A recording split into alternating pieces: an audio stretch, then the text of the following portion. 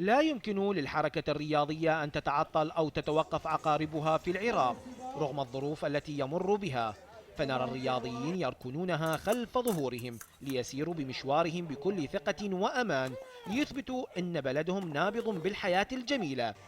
فعلى مدى شهر انطلق في نادي الصيد العراقي مهرجان رياضي شامل تضمن السباحة والكيكوشينغاي والمبارزة وغيرها من الفعاليات الرياضية الأخرى التي كانت خير دليل على كلامنا سابق الذكر. يعني حقيقة هي الحركة الرياضية ما تتوقف، وإن كان العراق يتعرض إلى يعني ضغوط كبيرة، بس الحركة الرياضية ما تتوقف.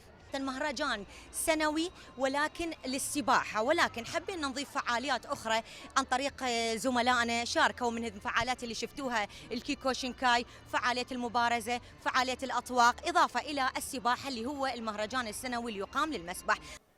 النادي اعتاد في كل سنة أن يقيم هذا المهرجان الرياضي لظهور لاعبين جدد فيهم طاقات يمكن استغلالها في رياضاتنا كافة، ما يعطي ويقوي خطوطها التي يجب أن نضع العين عليهم في كل مكان لنصطاد من يتصف بالمواهب التي تعطي في المستقبل مردودا إيجابيا. وكان للعروض التي قدمتها الفرق محط أنظار وإعجاب كل الحضور. تتخلل هذا المهرجان عدة فعاليات رياضية متنوعة تشجيعا للرياضة بشكل عام، وتشجيعا لتقديم أفضل الرياضة وتوطيد أواصر المحبة بين أعضاء النادي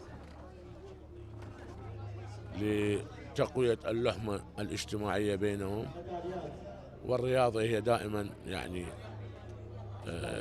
تعبر عن الروح العالية ونكران الذات. هذه العروض اللي قدموها قسم من عندها قتال أعزل للدفاع عن النفس وقسم تحطيم، وهذه من الفعالية أغلبهم اللي قاموا